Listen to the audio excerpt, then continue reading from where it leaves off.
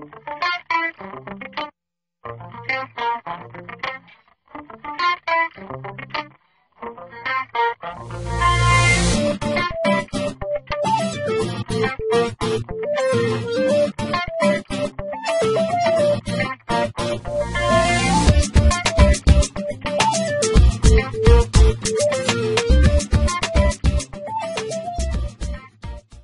right, and we'll get started. So hello everyone, and welcome to today's Health Promotion Live webinar. This is Kelly House. I usually say sitting in for Michael O'Connelly, but sort of sitting with Michael O'Connelly today. Today we have Dr. Brian Luke Seaward, and he's a renowned and respected international expert in the field of stress management, mind, body, spirit healing, and health promotion. Additionally, he's an award-winning author, photographer, teacher, celebrated film director, producer, and a much sought-after international speaker, and we're lucky to have him today. His mission, as expressed through his legacy of acclaimed books and public appearances, is to make this a better world in which to live by having each of us reach our highest potential. And we're so pleased to have him today, so go ahead and take it away. Great, thanks Kelly, and thanks Michael. I call this talk "Coming Up for Air" because when I give presentations in corporate America about stress management, I hear this refrain time and time again. People are saying, with increased regularity, I just need to come up for air, as if they are feeling so submerged with responsibilities and feeling overwhelmed with technology and all that entails. So that's why I call this talk "Coming Up for Air." If you take a look at the headlines, here's some examples of this. Stress does make the headline news, in my opinion, not often enough. And in case you weren't aware, last decade was a decade from now, according to Time magazine. But this next picture also comes to us from the media, and this is a contemporary expression, even though the date of this is almost 15 years ago. People, by and large, tell me they feel as if their job is hell, but they don't want to complain because in our economy they feel as if they might lose their job, but they are still hanging on to it. But when people say this, what they're basically saying is, my job is very stressful. That's the Seaward translation right there. So there's a lot of stress at the work site, and I'm sure everyone is well aware of that. In fact, people who share with me surveys on various work sites say that stress is the #1 issue or concern that people have in terms of their overall health. And I don't think, unless you've been hiding under a rock, that you're not aware of the fact that there are a lot of changes going on in the workforce, whether it's things up in Wisconsin in terms of unions or basically all kinds of money. Let's take a closer look. So all of these things come down to what is known as the stress overload, and I try to represent that with all these arrows from different directions. And FYI, and I'm sure you're all aware of this, that when people are stressed, feeling overwhelmed, that the quality of work decreases and the quality of one's health decreases. So in terms of feeling under pressure, these are some things that have come to me from my data collection when I interview people or talk to people at the corporate wellness sites. The fact that we're in a 24/7 society, basically always accessible, does not give you much chance to relax and unwind. In terms of one's physiology, if you don't have a chance to relax and unwind, you're always on hypervigilance. Then this is going to cause wear and tear in the body, ultimately disease state and one's health condition. To be always on demand. We have real poor health boundaries right now. People who take their BlackBerrys home, people who have cell phones on all the time. To always be accessible and to feel as if you're on demand. This is a great marketing tool, but it is pure havoc on the body in terms of one's overall health if you cannot get a chance to rest. The refrain I hear time and time again is that we have to do more with less. Of course, another refrain is we have to do everything with nothing with budget cuts. But again, it's just a different type of stress that people feel when they are required to perform at top capacity with fewer resources. I don't know about you, but the email when it first began several years ago, a decade ago, was kind of a nice novelty. I don't know one person who tells me right now that it's not a headache. Everyone says that they just get too many emails. It's just an overload.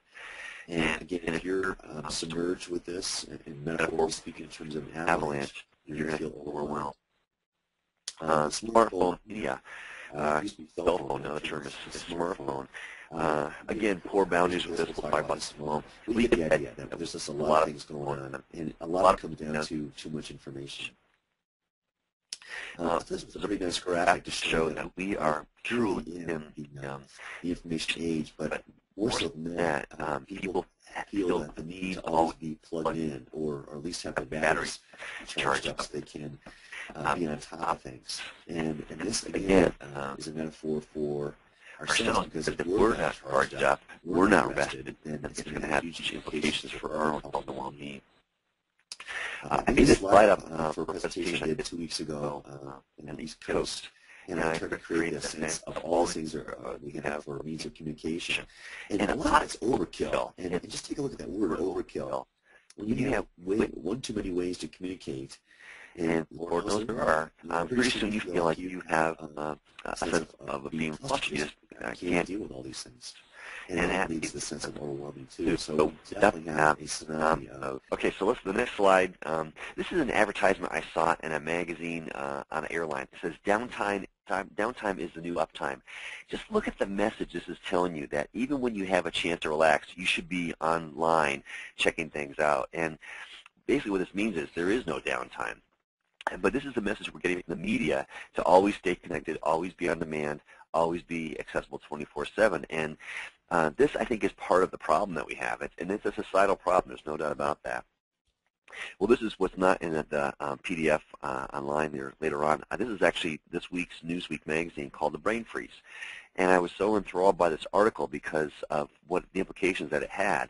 And just in case you're unaware of this, in terms of stress, there is what we know as the fight-or-flight response, but part of the flight response is what they call the freeze response, where you are so overwhelmed, every circuit in your brain is basically overwhelmed, you can't make proper decisions. And that's what this article is all about. In fact, the article title is called I Can't Think, and they basically sum it up with this term called mental paralysis.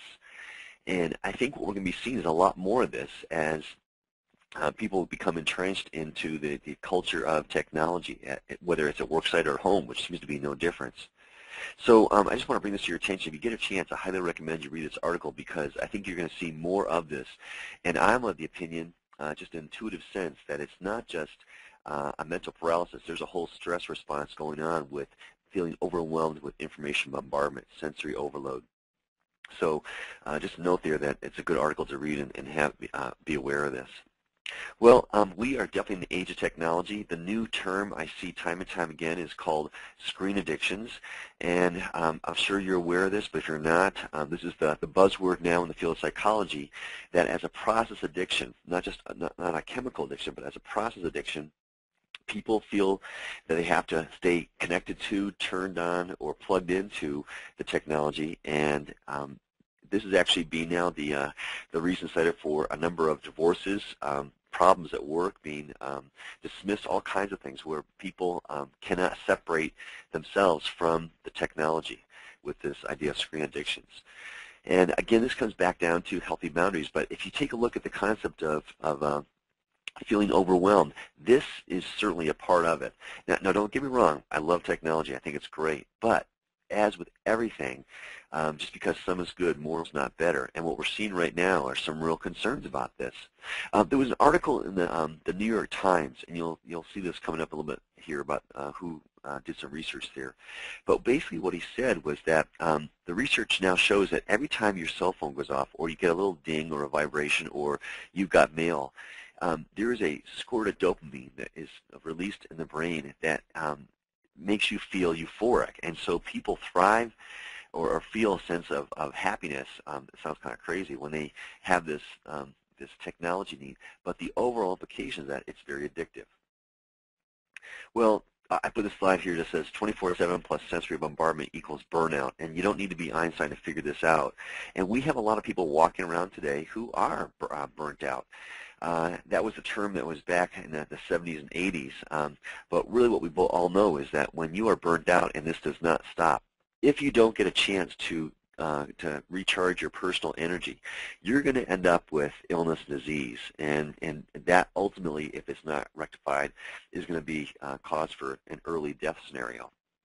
So I'm trying to paint a picture here by saying that we have a society, and it's pervasive, maybe even a global society, where to be on demand with all this information coming our way uh, is problematic. Is no doubt it's problematic, because basically what it does is it keeps you in a perpetual state of stress. So let's take a look at stress for a second. This is called the optimal stress curve, performance curve, and as we're all aware of, some stress is good up to a point. Everyone's point is different, so that's why there's no one-size-fits-all stress management class. But if you go past that point, all of a sudden now it turns into bad stress or chronic stress in many cases here, and performance is going to decrease, as is illness is going to now rule the road there. So just an idea about how this all kind of fits in the bigger picture. I thought I'd share with you a couple of facts I've come across in the past several months. And this one says an estimated 1 million workers are absent every day due to stress. And this is actually a little dated material there, but my guess is that numbers might be even higher. We also know that 40% of workers reported that their jobs as being very stressful or extremely stressful. 40% of all workers across the country. That actually is cause for alarm, I think. 25% of workers view their job as the #1 stressor in their lives, but there's a caveat. They don't want to complain about it because of the environment that we're in right now, where jobs, you could lose your job if you complain about how bad it is or how stressful it is. The next one says that more than half of American employees don't leave their office for lunch. And the reason why is because they feel they need to be caught up on work or stay plugged into the technology. That, to me, is also one reason why we've got such problems with obesity in this country. And again, there's lots of reasons why we have problems with obesity, but here is one contributing factor, that if you're not moving from your desk, if you're staying put, and the human body was not designed to stay put in a position like that for 8, 10, 12 hours a day, of course this is going to cause problems in terms of overall health, and obesity being part of that scenario there. This one says, on average, people check their emails 37 times per hour each day. And by the way, this is the guy, Rick Tell from the New York Times. If you were to Google that, you'll find he's got a series of articles about technology and human psychology. And it does not paint a very, very pretty picture. This says more than 50 emails per day are now thought to be in the category of email stress, a whole new type of stress we have. And this came out in an article in USA Today saying that this is one more type of office stress people have. Now, I can't see hands if I were to ask this, but just think to yourself, how many emails do you get per day? I think we probably all get at least 50 junk emails a day. So you can imagine that that number actually is probably lower than what the average person is getting then for this idea of email stress. This is kind of interesting, if not sad. Employees take laptops, cell phones, and BlackBerries on vacation. In essence, they never leave the office. This is, again, the idea of 24/7 on demand. Well, the whole purpose of a vacation is to separate yourself from the work environment so that you can get a chance to relax. You can have a chance for your body to go back to homeostasis. If you never leave this mindset, then, again, look at the repercussions in terms of one's overall health. This one says over 1 trillion YouTube videos are watched per day, and many at the work site. I found that to be amazing. 1 trillion YouTube videos a day. That right in itself is mind-boggling. Of course, unless the work site has learned to turn that off, and I'm not sure not every work site does. This one says stress is cited as a reason for over 50% of work compensation claims in the United States. I did some research on this, and it turns out it's kind of hard to get an actual number because every state has different stats, and they don't always share them. But in New Hampshire, their estimate was 85% of work compensation claims are the result of stress. So you may come across different stats. I'm not sure where you're all calling in from. So this is kind of a ballpark number at best. But again, that right there should show you that there's a huge connection between stress and health. Work productivity decreases with stress. You don't need to be an Einstein to figure that one out. And this article up in Newsweek about the brain freeze also points us out that if you are so flustered with the barrage of information coming your way, then you don't make good decisions, and this is going to slow down work productivity as well, not to mention decrease the quality of it. There's a term I came across, and it's hopefully you've heard it before, but a lot of people haven't. It's called presenteeism, and it says it's defined as people who come to work but don't do anything while there. You've heard of absenteeism. This is actually a worst-case scenario of this. And this is, again, known to news, but research reveals that multitasking is a myth. You cannot do two things at once and do them well, especially if it involves the same sense. And I think we've all heard in the news people who have hit somebody while texting, driving their car. And that's because you can't keep your eyes on the cell phone texting and your eyes on the road. You may think to yourself, well, I can listen to the radio or the speakers and do some typing. When you combine two senses, yeah, maybe, but even then your mind is now split in terms of its direction.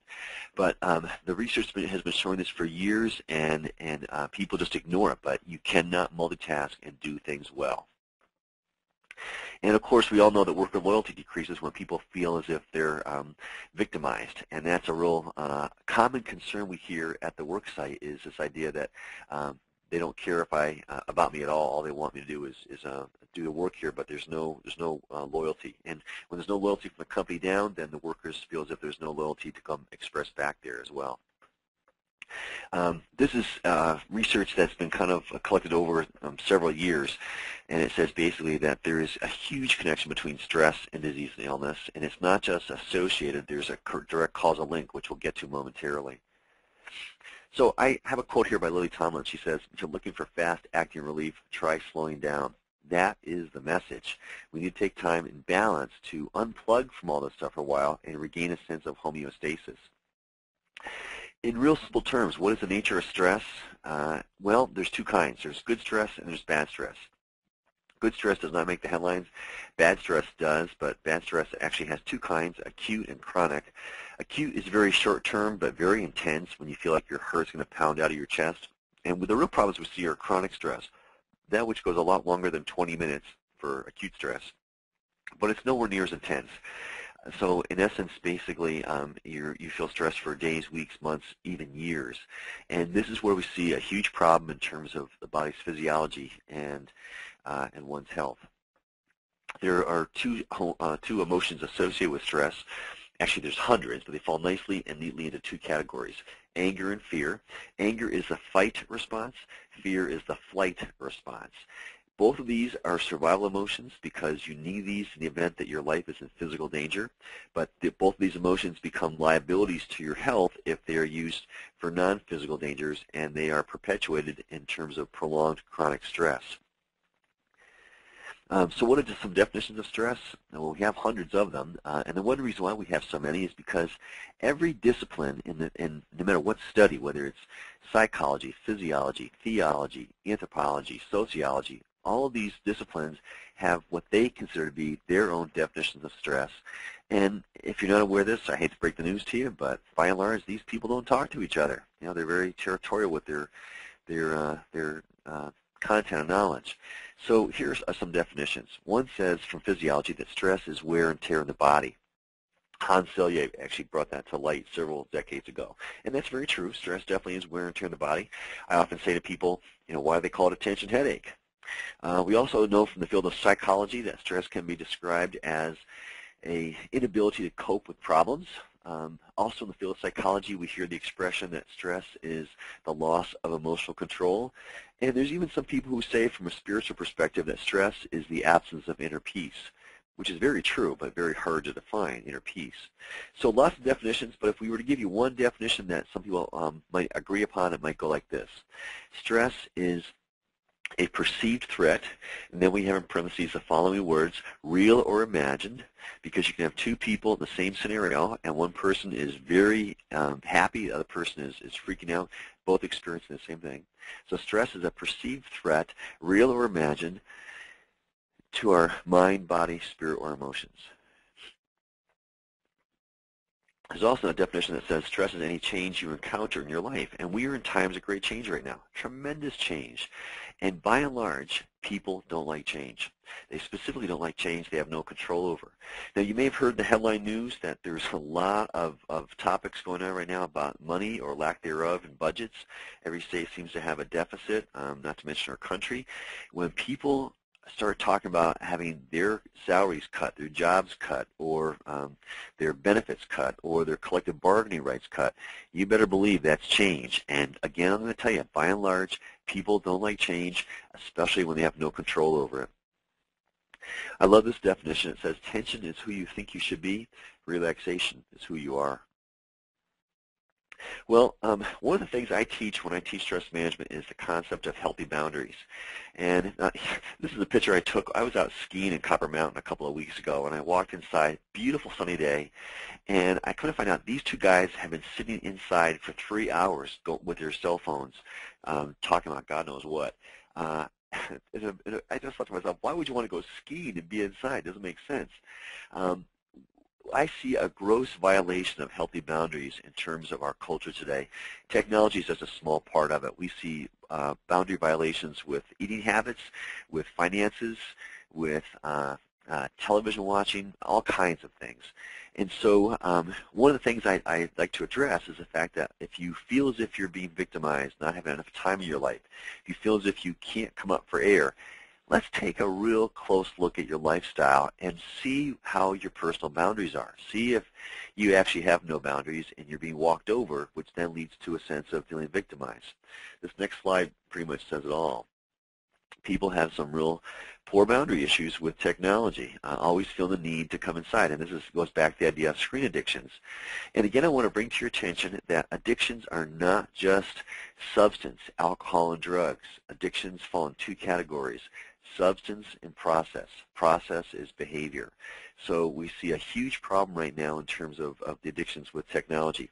Again, I'm going to mention to you that technology is not bad. It is only how it is used, or in this case, abused. We all know about the fight-or-flight response. Interesting to note that even if you're sitting still doing nothing but feeling overwhelmed with technology and sensory bombardment, you begin to show the signs of stress with the release of epinephrine and norepinephrine, and then the whole cascade of stress hormones coming through there. I won't go into detail because you can read about fight or flight on cereal boxes now, but you get the idea. So back in the days of cave people, the fight or flight response was part of our survival dynamic. I often tell people, you are here today because your ancestors were really good with fight or flight. They survived so that they could allow for you to be here. But in today's day and age, fight or flight is a little antiquated. Most of our lives are not on the line. Most of our lives are not in physical danger.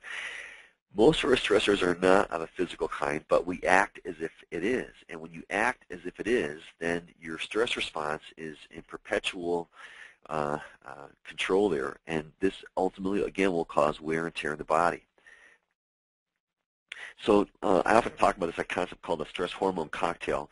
Just to kind of recap the top story here.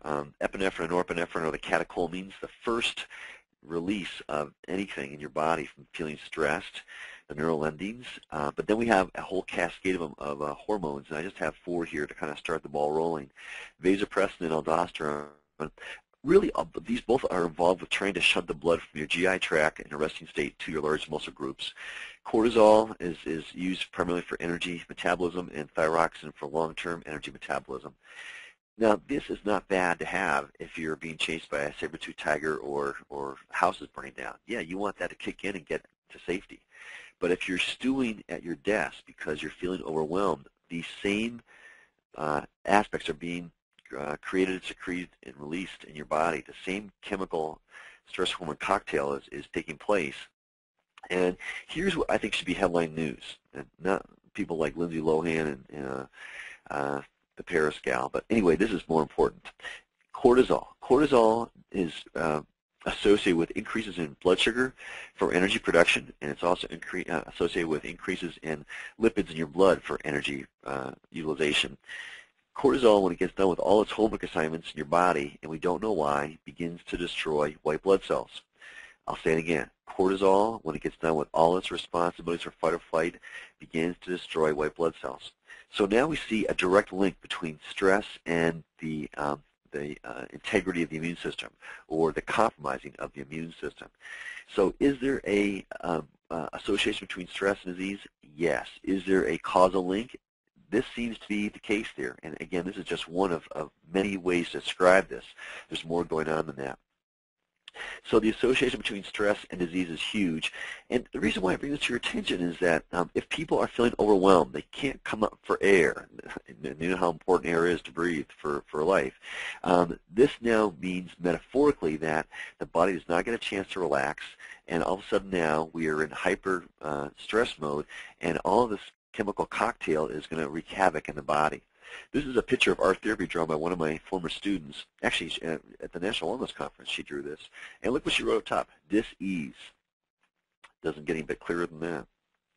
Well, if you want a metaphor, and I often use metaphors when I teach, I use the domino theory that your nervous system, epinephrine and norepinephrine, is what is released when you first are triggering the stress response. When that domino falls, it's now going to allow the hormonal system to kick in, and that's everything from vasopressin, aldosterone, thyroxine, cortisol. The list is pretty long. When this next domino begins to tumble, the immune system, all hell breaks loose in the body, and we've got problems. I came across a stat, and I haven't had a chance to verify it, but it makes sense to me just knowing what's going on with everything from insomnia to stress, that over half of Americans are walking around with a suppressed immune system. And I think that actually bears a lot of truth there, just given what I know about how the body works under stress. So if there's a take-home message from this presentation today, and actually there's several, but here's a good one to start off with. Unresolved issues of anger and fear, the negative emotions associated with stress, will suppress the immune system. I'll say it again. Unresolved issues of anger and fear, what we call the negative emotions, will suppress the immune system. And when your immune system is compromised and suppressed, then you now are vulnerable for all kinds of health-related problems. Everything from what seems like the common cold to the flus to cancer, everything in between. Not really part of this talk, but since it's come to mind, I'll mention it, that there is a whole host of autoimmune diseases, everything from lupus to fibromyalgia, Epstein-Barr, Crohn's disease, where the body attacks the body. And in this case, the immune system is in overreactive mode before it goes into collapse. But just to show you how connected the mind-body connection is, or how strong the mind-body connection is, we need to be aware of that. I was asked by a corporation in town here in Colorado to do a talk on stress and insomnia. And I jokingly say to people after this came out was, God, I sleep great. I better do some homework. And once I began to do the research on insomnia, I began to lose sleep because over half of Americans claim not to get a good night's sleep on a regular basis. If there's one thing you should know about insomnia is that it also suppresses the immune system. People who don't get an adequate amount of sleep, and the proverbial amount is 8 hours a night, they suppress their immune system. So two things right now suppress the immune system we talked about, stress and insomnia. The third, by the way, of the three is poor eating habits, poor nutrition. So again, it makes sense that if people are not sleeping well, they're not going to be doing very well at work either. And I was on vacation in Tahiti a couple of months ago, and I was having dinner with a couple from Canada. And this guy jokingly said to me when he found out my background, he said, I just read this article, this research article in Canada before I left, and that was 30% of Canadians would rather bring their cell phone to bed than make love to their spouse. And I thought, well, there's a pathetic comment on society, and God only knows how bad it is in America. So my point in telling you this is that we see more and more people who are bringing their cell phones, their laptops, their iPads to bed, again, not having healthy boundaries with the technology. So if there's a message, and again, there are many here, what can we do to live a sustainable life? 24/7 on-demand sensory bombardment is not a sustainable life. The premise of the article I mentioned in the Newsweek magazine about the brain freeze was, this is not a sustainable way to live your life. And ultimately, the body becomes the battlefield for the war games of the mind. If we don't take time to rest and give the body homeostasis, we're in trouble. We're in big trouble. So the question I have for you, and also for the people who you teach classes to, what can you do to create the sustainable life behaviors? That is essential. So this next series of slides is what I call the art of calm, relaxation through the five senses. And you'll see that this is part of this idea of coming up for air. By the way, some of these pictures were posed for me from a colleague of mine. I want to give credit to Greg Cooper, so thanks, Greg. So number one, it says keep a bird's eye view of everything. Keep everything in perspective. And when people become so bombarded with sensory stimulation, information overload, their vision tends to become very myopic, metaphorically and quite literally. So taking time to see a bird's eye view is really stepping away from the office and the scenario, if you will, and getting a clear perspective on things. This is so very, very important. This also speaks to the idea of taking time to relax. The second one says create healthy boundaries. When I give workshops, one of the assignments I give people is what in your life do you feel as if you don't have control over, and in terms of your own personal health boundaries, and so what can you do to bring this back into alignment there?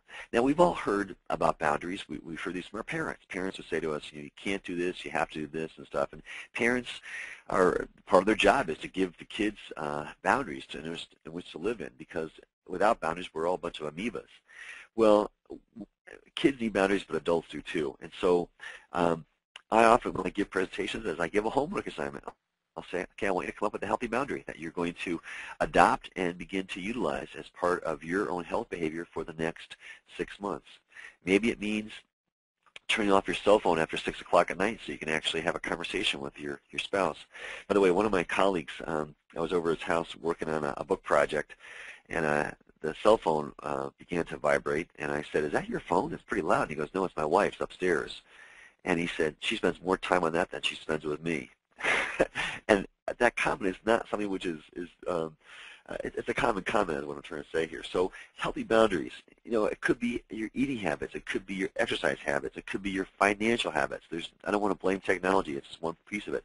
But we need to bring things back into balance, and that is created with healthy boundaries. Number three says, get out and exercise. Flush out the stress hormones. Now, you've probably heard we have a huge problem with obesity in this country, and there's no denying that. Exercise, we all know, is one way to try and help with the energy balance. I don't talk about that much anymore when I do health presentations, because people have heard it and they start tuning out, thinking, oh, here goes a lecture on how to exercise. So now what I say is that after painting a picture about the stress hormone cocktail, all these toxins in your body that are just slushing around while you're sitting at a computer terminal, not having your lunch break, I say this is the time to flush out the stress hormones, get them out of your body, because exercise is the fight or flight response. When you engage in exercise, you are engaging in the fight or flight response, but in a very controlled and healthy way. So when you do exercise, you are using these hormones, epinephrine, norepinephrine, the catecholamines, and the whole slew of hormones I mentioned, for their intended purpose. And by that, what I mean is you flush them out of your body. And we all know, if you don't, I'll be the first to tell you, that when you do exercise, you get done with it, your body returns to a lower resting state because of the parasympathetic rebound. So you know all these, the physiological effects of exercise. I just thought I'd show them to you again. There's more research about exercise than probably any other form of alternative medicine, yet by and large it goes largely ignored. But there's a lot of great things about it. In this case here, I'm going to tell you again, it's a great way to flush out the stress hormones. Next one says learn to meditate. Now I know in some parts of the country the word meditation has a loaded word, so you can change that to centering. I often tell this story, I'll tell you since it comes to mind. I have a friend who's a born-again Christian, and he says to me one day, I know what you do. And I said, well, what do I do? And he goes, I know what you do. And I said, well, tell me, what do I do? And he says, I do it too. And I said, well, what is it? And he said, you call it meditation. I call it sitting. And I thought it was great, because what he realized was that this is not any kind of religion. Meditation basically is a way to clear your mind of the ego's chitter-chatter and the sensory bombardment that people get, so they can have a clear sense of focused attention. The best definition I've come across says that meditation is increased concentration that leads to increased awareness. Mark my words in this, as we see more and more people become screen addicted and sensory bombarded with information overload, you're going to see more of this thing called brain freeze, or whatever name they choose to call it down the road there. And again, this is going to have huge implications for all kinds of things in terms of not only personal health, but basically the health of our country.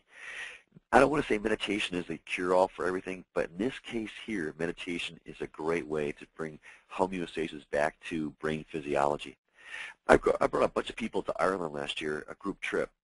And I made a practice of asking everyone to come in the morning to meditate an hour before we headed out for the day.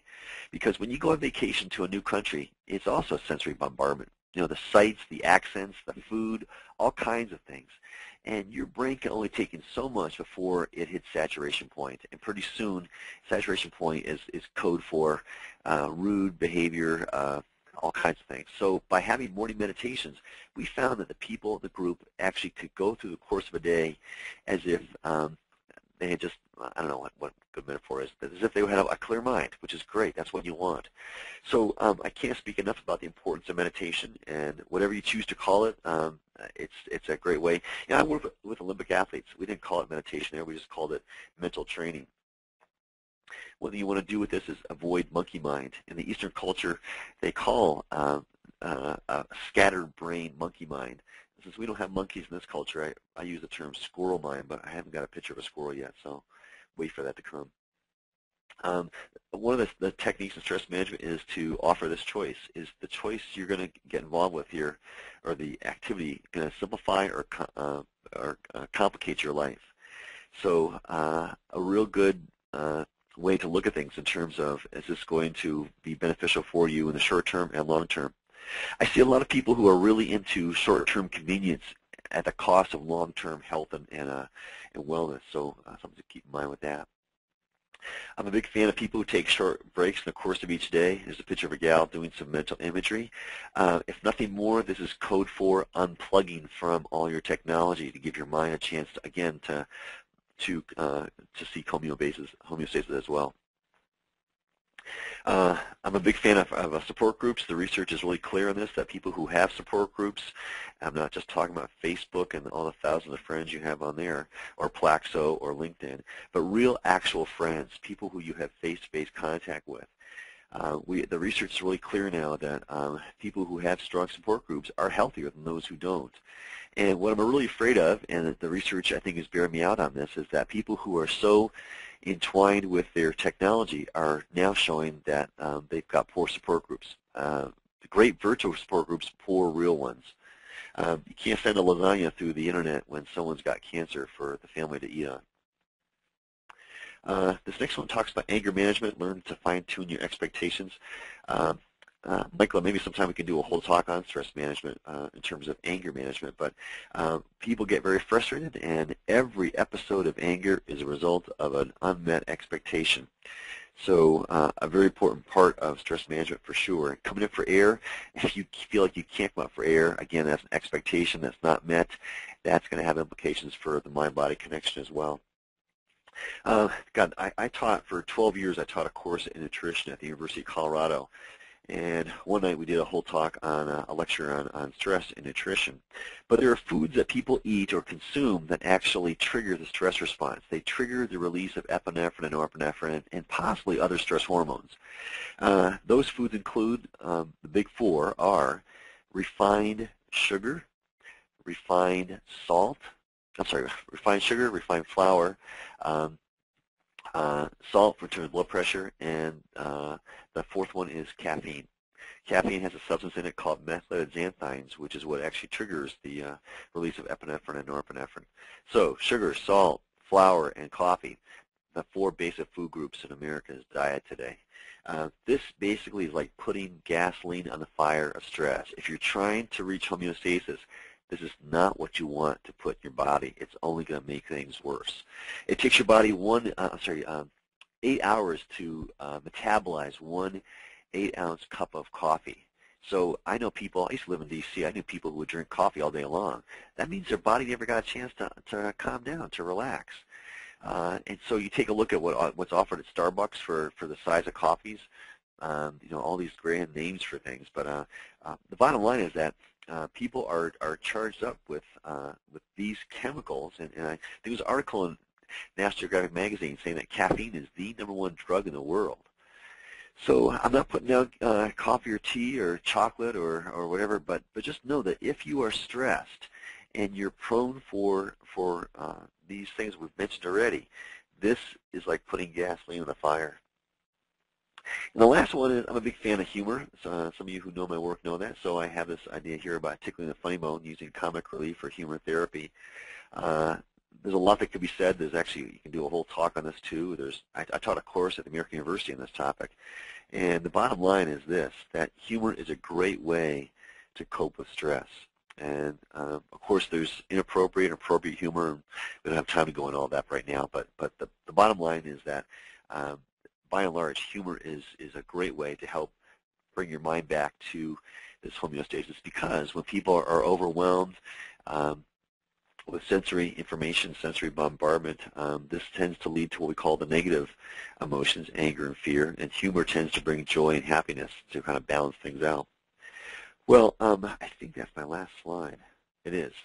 And I'm not sure, Kelly, how far time we have, because I can't see my clock with a computer screen like this. But I thought what I'd do now is open things up for questions. Okay, great. We have about 15 minutes, so we have plenty of time for questions. So if you have a question, just go ahead and type it into the question area, and then I will read it off. I know you know how to use it because you've all been commenting about the sound on it. Is it better now? It's better, yep. It's been better pretty much the whole time. So once you called back in, it was pretty good. You know, I like your idea. I apologize, everybody, about the first part of that. Sorry. Yeah. I was going to say, Luke, Luke, I really liked your idea of maybe doing something on anger management as it relates to stress. I was at the, let's see, was it the Indiana Wellness Chamber offices, not Wellness Chamber, Indiana Workplace Wellness Council, at the Indiana Chamber last Friday, and the new director was saying that in his opinion, based on economy and just the state of the world, that he thinks that the thing that most of his members are really, really concerned about is coping with stress. So I think that's a really good idea, and we should do that. Sure, yeah, let's talk afterwards. Yeah, I see that as people become more painted into a corner with all of these things going on, that we're going to see a lot more of this play out in terms of anger and fear. And of course, the implications for health are pretty obvious, but we're going to see that at the work site, that obviously if health is compromised, so is productivity. All kinds of things are involved with that. So definitely something to pay attention to. And again, I want to make it very clear that I'm not against technology. I have a lovely Mac Book Pro. I love the fact that I can do this. In fact, I should tell you that this presentation you saw today was made on the Keynote software package. I don't use PowerPoint, but Apple's so cool they can help you convert it, so that's what we did today. All right, the question. Oh, go ahead. Oh, the questions are starting to come in if you're ready. I'm ready. Okay. Janine asks, how do we cut back on our technologies when it seems to be an expectation with our careers these days in order to stay competitive? Okay, thanks. It's not a question of cutting back on them as how you utilize them in the course of a day. For example, not taking your cell phone with you when you go on a lunch break. And you may think to yourself, hey, I have to have this. Well, we all got along great without cell phones before they were invented. I think everyone knows that. I think it's also important to communicate to your boss or to your people at work that that there is a balance in terms of health behaviors, that you need to have time for reflection. And by the way, this article in Newsweek said that so many decisions are made at an unconscious level where there has to be time to process the information. That was the bottom line. We don't have time to process the information. So what you can do is, if you want, say, hey, here's the research. If you don't have time to process the information, then I'm not going to be at my best. And if you want to be at my best, I need to have time away from this for now. By the way, I heard on NPR that policemen in Chicago who are all given PDFs are now claiming overtime for all the time they spend on that, and that's blowing the budget. So it may come down to money as well. I don't know, but I don't know if I answer your question like that. But I think that there are expectations by various people, but when you create a boundary, you recalibrate the expectation. Thanks. And now Claire wants to know, she says anger is a chronic illness too, and what is your recipe for getting well? I don't have a soundbite answer on that one, Claire. We have another hour. Oh, is it 2 hours? That was only 1 hour. No, it's only one. You know what, Claire? There's a couple of good books I want to recommend to you because of time limitations here. The first one is called The Dance of Anger by Harriet Lerner. She wrote this book about 20 years ago, and it's as valid today as she wrote it back then. It's all about women's anger issues. That in itself could be a great topic for a presentation. There's also another book called, I'm looking at my library now. I don't see it. Claire, email me. I'll give you a couple of books titles on that one, okay? But start with The Dance of Anger, and that's a great way to go. Okay, great. And Dave wants to know, is there a causation relationship of stress and depression? Great question. All these questions would take like 5 hours to answer. Okay, here's the take-home message, and it's a lot more complicated than this, Dave. But the answer is definitively yes. Freud is credited with having said that depression is anger turned inward. I love the joke from Stephen Wright, and I know I'm only using this as a means to try and bring some levity to a serious situation. He says that depression is anger without the enthusiasm. So when people suppress their anger or don't deal with anger properly, and there's a lot of cultural mores to this, again, it's very complicated, depression is part of that. Now, I'm not a big fan of only using medications to deal with issues. Any kind of disease or in this case here, I guess depression is going to be a disease, obviously has physical ramifications in terms of brain chemistry, but there is always an emotional correlate to every disease. I'll say it again, there is always an emotional correlate to every disease. My perspective, in case you're not aware of this, is a holistic one, which says that health and well-being is the integration, balanced harmony of mind, body, spirit, emotions. So the Western culture is really big on the physical aspects, thanks to Rene Descartes. So the body gets a lot of attention, but you cannot ignore the whole dynamic of mind, body, spirit, emotions in terms of one's overall health and well-being. And so the bottom line is, yes, there's a huge connection between stress and depression. There's always kind of caveats with this. I have to be careful how I say this, but know that there's a huge connection to unresolved anger issues and depression. Thanks. Okay, great. And we have another one from Jeff. Jeff says, let's see, some people have inherited anxiety and need the things you've mentioned plus others. What else do you recommend that goes beyond what you've already mentioned to help people with more severe problem in handling stress? How much time do we have? You have 10 minutes, so. Yeah, really. Jeff, great question. The way in which I would answer that is that I'm a big fan of the multimodal approach to health and well-being, that when someone has a serious health issue, that I think it's best to attack it from all sides. In this case here, mind, body, spirit, emotions. I'm a big fan of acupuncture, and specifically 5-element or classical acupuncture. That is also really good for depression, by the way. It's really good for anxiety. I'm a real big fan of things like biofeedback. I'm a real big fan of getting to the root cause of the problem. And again, don't get me wrong, medications are great for various things. However, they often tend to mask the real problem by treating the symptoms, not the cause of it. So I'm somebody who uses a lot of, or advocates the use of a lot of modalities from all different directions, mind, body, spirit, emotions. Art therapy has proven to be a great means of helping people with anxiety trying to come to terms with certain things and uncover certain things. So I would actually, if it's somebody specific you have in mind, I would begin to help form a team of health experts with that individual. If it's categorical in terms of how you teach stress management, I would give the basics in a presentation and then give out a list of references and resources that empowers the individual to go follow through more on their own. In fact, when I give presentations, it's almost every time someone comes up and says, can you recommend a good fill in the blank, good therapist, a good doctor, a good acupuncturist, a good this and that. And typically what I do is I have a list where I give 3 or 4 for each category and let them decide.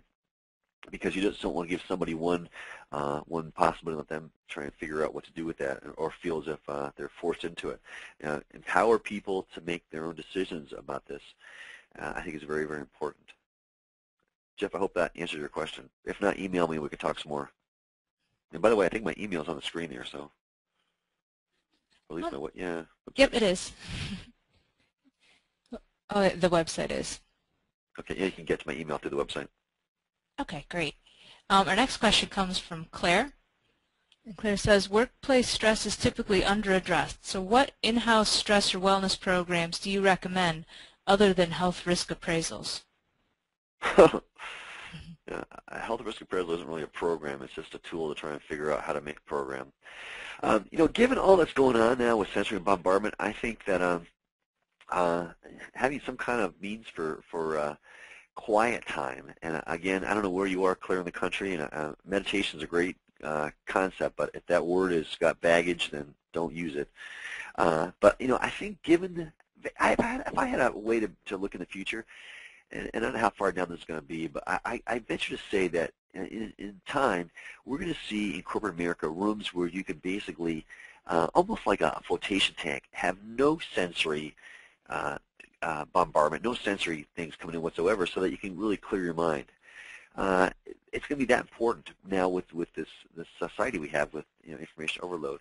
In terms of your question about what to do after a health risk assessment or appraisal, obviously take a look at those things and see where some issues come in. And obviously in terms of health and promotion, we have a wide gamut of topics to choose from in which to create classes and offerings. I mean, everything from healthy back to exercise to a whole boatload of stress management offerings you can do there to you name it. And I taught a class at the United States Postal Service years ago on journaling as part of stress management. People came to the class, I think it was once a week, and we did journaling. We just sat in quietness, and I had a theme, and people wrote. That was a great stress management class, and I think we all know how important stress is at the Postal Service. For sure. All right, that's all the questions that I have. There's still a little time if you want to type one in. In the meantime, I just wanted to mention that Dr. Seaward is going to be speaking at the American Journal of Health Promotion Conference, which is coming up here March 22nd through the 25th, and that's going to be in Colorado Springs. So if you're in the area, stop by and see him. And Michael and I will be there as well. We're looking forward to that, and now we're getting a lot of thank yous. And one more question. Donna wants to know, for you personally, what is your favorite stress reliever? Well, thanks for asking. I have several. I get up every morning and walk my dog out. It's a great reserve, nature reserve. So it's a little bit of exercise, a little bit of mindfulness meditation, and definitely nature is one of my great places to hang out. I come back, and then after a shower, I meditate for half an hour. And usually around the noon hour, and I'm out 2 hours ahead of you here in Colorado if you're on the East Coast, I usually go swimming or jogging. And then sometime in the course of the week, hopefully several times, I get together and hang out with some friends. So we have pet therapy, meditation, exercise, all kinds of things, and support groups for a real quick run. I've just sent out invitations to some friends of mine, and I don't know if anybody here in Colorado wants to come to this, but I'm doing a potluck and a Celtic music house concert at my house on April 2nd. So don't fly in for that, but if you happen to be in the Boulder area, you're you're welcome to that. So that's part of my support group. I'll also mention to everybody listening still that I do facilitate a 4-day certification workshop in stress management instruction, where we don't teach the techniques, we teach how to teach the techniques. And you walk away with a lot of valuable resources and references and things, and people rave about it. So if you have any interest in that, you can find that on my website. We have an upcoming workshop in May 19th through the 22nd, and I usually offer those twice a year. And I used to offer them at National Wellness, but things have changed a little bit with the restructuring of what they're doing there. All right, I think that's about all the time we have, and that's about all the questions we have.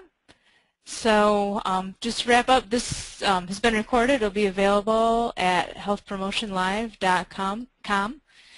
It'll be available by Monday at least. You can also purchase CHES or ACSM credits at the site, and those are available now. And if you'd like to review the slides, those are also on the site right now. And I'd like to thank Dr. Seaward for presenting today. Great, thanks Kelly, and thanks Michael. It's been real great, and thanks everyone listening. I look forward to seeing you down the road. Take care. All right, you too. Bye-bye. Thank you. Bye.